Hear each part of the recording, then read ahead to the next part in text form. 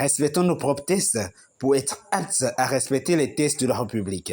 C'est le thème développé au cours des ateliers organisés par le Parti Grande Solidarité Républicaine, JSR la main dans la main. De décembre 2021 à janvier 2022, en faveur des personnels d'encadrement du JSR sur toute l'étendue du territoire. Conduit par le président du parti, Antoine Guédou Vissétobé, ces ateliers ont eu pour objectif de renforcer la capacité des participants pour le respect des tests du parti et de la République.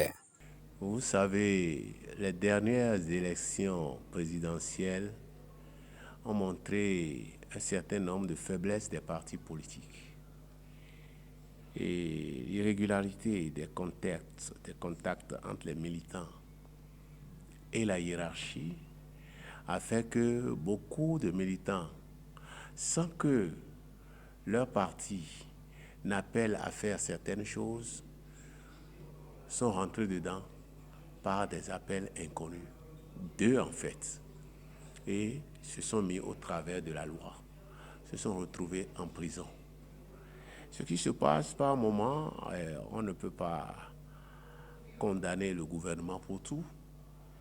On le condamne pour ses exactions, ses agérations, mais il faut reconnaître que la loi reste la loi et que les militants doivent être informés de ce qu'ils doivent faire, des conduites à tenir pour ne pas donner l'occasion à un gouvernement qui recherche à tout prix à nuire aux partis politiques. Nous avons eu au cours de ces rencontres-là 2 panels. Le premier panel, c'est apprenons à respecter nos propres tests pour être aptes à respecter la loi. Et à travers ce contact-là, nous avons pu expliquer aux militants qu'ils doivent connaître leurs propres tests, exiger aux besoins de leurs responsables qu'ils respectent les tests du parti pour pouvoir respecter demain les tests de la République. Et une fois cet exercice fait, nous avons débouché sur le deuxième panel qui dit qu'il y a un contrat entre les partis politiques et l'État. Les partis politiques ont des droits, mais aussi des obligations qu'ils doivent respecter et à travers eux, leurs militants. Et nous avons essayé d'explorer avec eux ce que la charte des partis politiques. Mais à notre charge comme obligation, je vais insister surtout sur les obligations. Ensuite, nous leur avons expliqué ce que la déclaration que nous avons eu à faire nous-mêmes à l'occasion de la création du parti, notre déclaration de principe. Nous avons revisité ça point par point. Nous leur avons dit nos objectifs et nous avons conclu qu'il ne faut pas aller faire ce qui n'est pas autorisé par la charte des partis politiques. Il ne faut pas aller faire autre chose que les engagements que nous avons pris nous-mêmes dans nos objectifs et dans notre déclaration de principe. Autant de travail qui ont permis de recueillir également les observations des participants avant l'adoption définitive des tests fondamentaux du parti à son congrès tenu les 11 et 12 février dernier à Boïcon, en présence d'autres partis du mouvement de l'opposition où une minute de silence a été observée en mémoire des victimes des attaques djihadistes perpétrées contre les hommes en uniforme chargés de la sécurité nationale. La joie profonde du parti Grande Solidarité Républicaine et son bureau national, et particulièrement ma propre joie de savoir que vous avez répondu aussi nombreux à l'appel du GSR. Et nous voici enfin là, à ce rendez-vous. Il s'agira de faire le point du parcours. Ce parcours-là, qui à un moment donné nous a amenés à prendre nos distances de la rupture pour laquelle nous étions au départ engagés. Ce qui s'y passait n'a pu nous permettre de rester plus longtemps que 54 mois. Parce que je disais, les principes chers qui justifient l'existence de notre parti risquait de disparaître, nous avons pris nos distances vis-à-vis de la rupture et commencé une expérience de raison avec l'opposition dont les principes, les déclarations, les points de vue convergeaient davantage vers les nôtres. Nous n'avons pas regretté. Et que parallélisme de forme aidant, nous devons aujourd'hui, devant cette conférence, clarifier notre position, infirmer ou confirmer la décision que nous avions prise il y a quelques années. Pour le représentant de FCBE, ce congrès se tient à un moment important de l'histoire des partis politiques de l'opposition. Votre première conférence ordinaire des instances dirigeantes de votre parti, GSR, qui ouvre ses travaux ce jour, samedi 12 février 2022, se tient à un moment important de l'histoire des partis politiques qui se réclament de l'opposition à la gouvernance de l'actuel président de la République dans notre pays.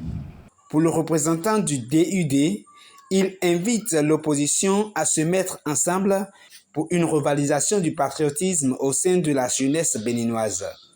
Nous devons nous organiser, non pas seulement pour combattre le terrorisme venu de l'extérieur, mais nous devons commencer par celui de l'intérieur. Puisque celui de l'intérieur, par sa politique, est en train de détruire la conscience patriotique. Si bien qu'aujourd'hui, la patrie est sortie de la conscience de la jeunesse. Le NFN appelle par ailleurs l'opposition à s'unir pour la cause commune et faire face aux défis de l'heure. Lorsqu'une génération est menacée, il n'y a plus de lutte individuelle qui vaille la peine. Juste une cause commune qui mérite qu'on s'investisse. Mobilisons-nous parce que éthiquement. Vous convenez avec moi que lorsqu'on décide de se donner la main, c'est pour relever un défi commun. C'est souvent parce qu'on a réalisé que l'on est menacé qu'il faille ne plus aller en rang dispersé.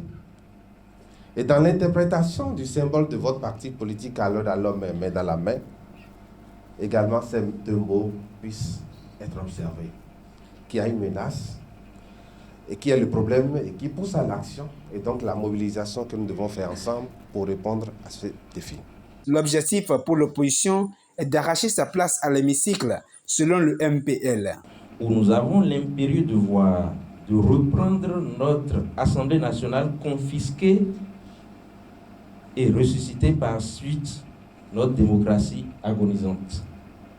C'est pourquoi, de vos présentes assises, nous attendons de fructueuses réflexions et courageuses décisions devant permettre à l'opposition d'enclencher la dernière phase de notre marche vers la victoire du peuple meurtri et bâillonné.